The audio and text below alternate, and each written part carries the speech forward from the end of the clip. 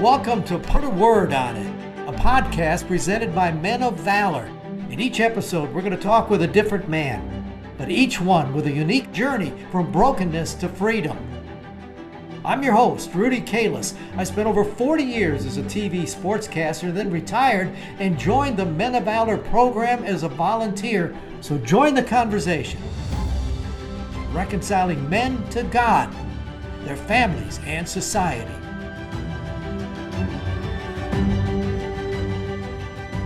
Welcome to another edition of Put a Word on It, brought to you by Interstate AC. I've been in prison enough now to see the big, strong, tough guys. You'll see them walk around with a swagger and they know that they're bad. Well, I want you to meet Michael Ramey, 6'7", huge mountain of a man whose difficulty with life and with crime began at a very, very young age. And he had to walk with that swagger for a long time till God said, enough is enough. And now he's free. Michael, let me ask you, you grew up where? In Irwin, Tennessee. What was it like? That's a little town. It was a little town. It was a small town I live in. We did K through 8th grade. We didn't have a middle school at the time. They do now, of course. So it was a big community. Everybody knew everybody. Yeah, a little town like that. What was your family structure? I had a good family, got a good family. My mom and dad divorced when I was 6 or 7, and I was back and forth, but most of that was due to my own choosing. They tried to make me happy. They didn't always make me mind. They said just make me mind. Did you have any brothers and sisters? I have 2 sisters, both older. I'm the baby, the only son in the family on either side, the only grandson. I have a sister named Denise who's 6 years older than me, and a sister named Jill who's 18 months older than me. Well, I mean, were you a good kid? Were you mischievous? Did you get in trouble? What kind of kid were you? I was both. They'll say, Mama says, when I was good, I was really good, but when I was bad, I was really bad. And went back and forth, played sports, and so you had to have a certain conduct to do that.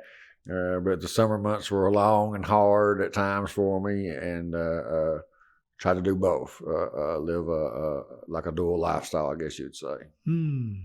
Well, how'd you get in trouble? When I was 17, through bad choices, one right after another, I put myself in a situation where I ended up taking a life, and then worse than that, I tried to finagle my way out of it, lie my way out of it, and all I did was lie myself into a life sentence. Was it a drug deal? No, it was actually my grandfather, and we had been estranged and had words back and forth, and I went to confront him, to talk to him, and it turned into a fight that turned deadly. And so did you have an anger issue? At times I've had anger. At that time, it just felt like as a kid, a teenager, me against the world type thing. The anger came later in life, realizing, when the Bible says when your hope's deferred, it makes the heart sick. And I was heart sick for a lot of years because I felt like I had a chance. I could have overcame the odds if I'd have fought through, but instead of fighting through, I made bad choices. And there's nothing you can do to take that back. What kind of a sentence did you get? I got a life sentence. How did you get out? First of all, how much time did you do? I got a life sentence when I was 17. I did 28 years, 7 months. When I was 17, came out when I was 45, and I only stayed out 20 months and went back on a technical violation. Now I just did 4 more years, and that's what I just got out for, was 4 years on technical violation. You're a big guy, and I think I asked you before we did the interview, did you play sports? And you told me you wished you could have. What was your wish at the time? Well, my dream when I realized that my body was changing, at first, when I shot up and grew up in height, I was skinny. And so, you thought maybe basketball was going to be the thing. And that was, I played dual sports, basketball and football. But I gained like 30 pounds my freshman year, and I started on the varsity. We played on the varsity, and how I gained 30 pounds, nobody knew. And at the end of the season, I'll never forget my coach who had asked me to put all my time in basketball in my freshman year and not play football. And I agreed. At the end of the basketball season, he said, "Go play football, Mike." So yeah. So, but is there a part of you in all those years in incarceration where you look in the mirror and you say, "Man, I'm a big old healthy guy. What in the world did I do?" Yeah.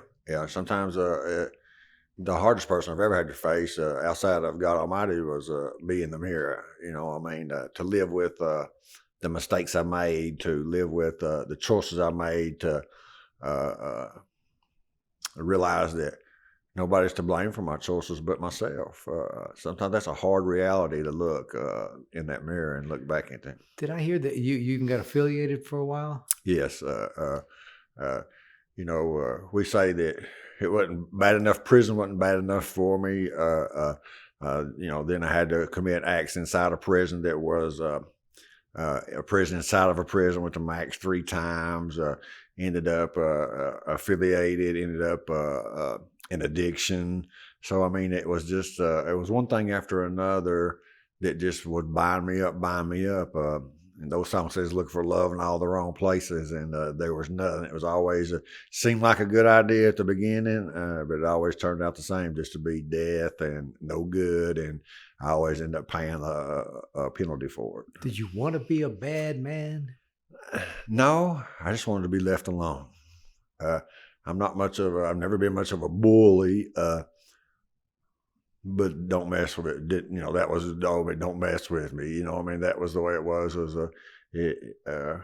I don't start stuff by just, but if it comes out, it's bad. So how does the Lord get a hold of a guy that's got that much toughness and that much background in him? He got me at a memorial service for one of my friends who had died of spinal meningitis, and some of the guys were murmuring and complaining behind me. There wasn't like 4 of us in the service, and I just turned and said, "Hey, we're in the house of the Lord." And when I said that, for whatever reason, the Spirit of the Lord just came on me, and so I sat through the memorial service, and I sat through the chaplain service as well. And when he gave the altar call, I ran up there, scared the chaplain to death. It scared the chaplain. So some of the guys came from out of the pews and prayed for me, but they said they didn't need no help praying. They was already praying. I went to church as a kid. I knew about Jesus. May even been saved then, but yeah. To submit to his lordship, I hadn't done that yet. There's plenty of guys, though, who get just a little bit of taste of that, Lord, forgive me, and then 2 months later, they're back to what they do. And why is it stuck? Yeah. Well, it sticks because you work it. There is no going back. I have been a prodigal before and know that it's better to never known him than to know him and turn your back from it. The end result's worse than the beginning, and I just thought I was miserable before, trying to find all things in the world. But after being born again and filled with His Spirit and living that for a couple of years out, then falling away, I was a miserable man, and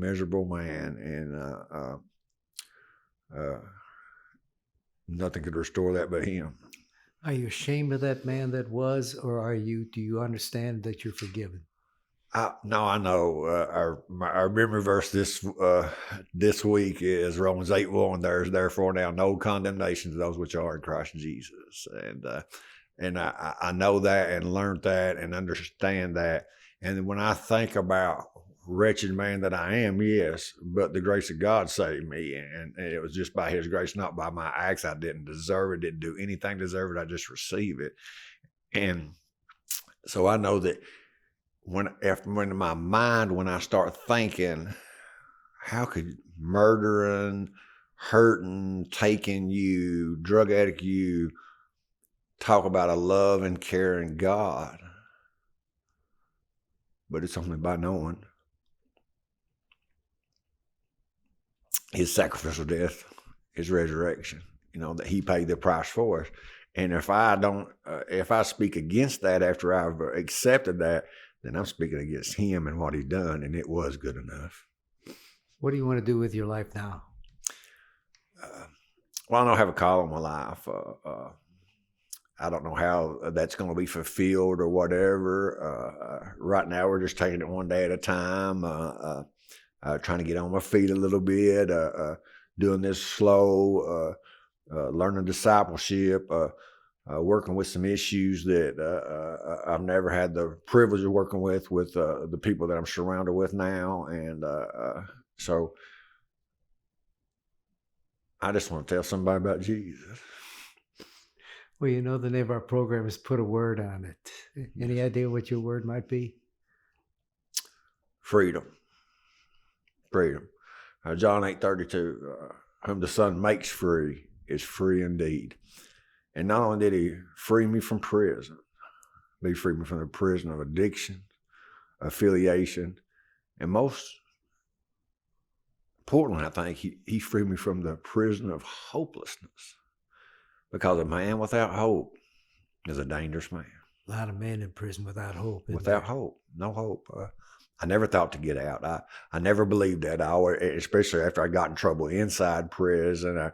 In '98, I got 3 more years, so I actually have life in 3. So the first time I went up for parole, I was like, they don't give people like me parole. The first vote I heard was for a 4-year put off. But then there was by the grace of God, there was a guy there on the screen with the lady and said, no, you're in TCOM right now, complete TCOM, come back with no write-ups and a psych evaluation, and we'll talk about letting you out. And that's what they did. I went and did the psych evaluation. They let me out after 6 months, and I walked out through a gate, and it wasn't nothing like I expected.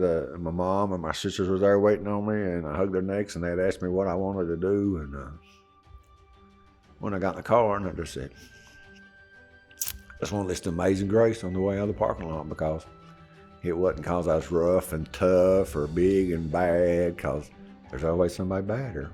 Anytime I could have lost my life, but it was the grace of God that saw me through.